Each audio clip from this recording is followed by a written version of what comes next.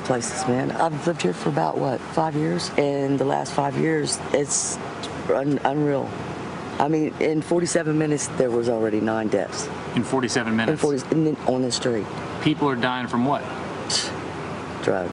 While medications can be an important part of treatment for health and psychiatric disorders, their misuse can lead to addiction.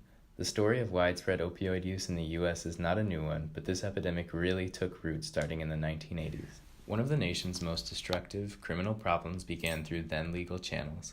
Common drugs like Vicodin and Percocet were available for prescription by the 1970s, but doctors were cautious about writing prescriptions, having been taught that opioids could be highly addictive and come with serious consequences.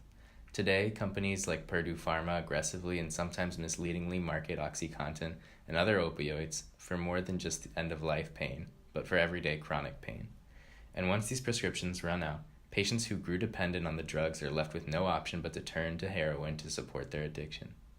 He might have said he got his life back, but it took his life in the end. Heroin addiction might affect your family member, close friend, neighbor, or even yourself. This drug affects people of every race, background, and age. This epidemic is widespread, but it doesn't have to be. It's time to bring awareness to an issue that has been swept under the rug for too long.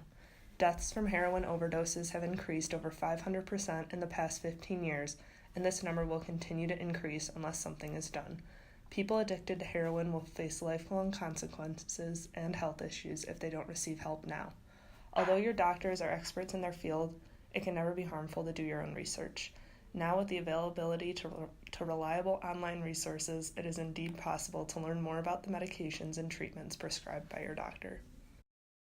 Over the past 2 years, fentanyl, a synthetic opioid that can be thousands of times stronger than heroin, has been flooding into places like here in Montgomery County, Ohio, where the overdose death rate has been skyrocketing.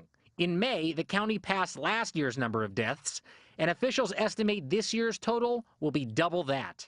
Beginning in 2015, opiate legislation made it mandatory for medical professionals to check a prescription monitoring database, also known as PMDP, before prescribing any painkiller medications.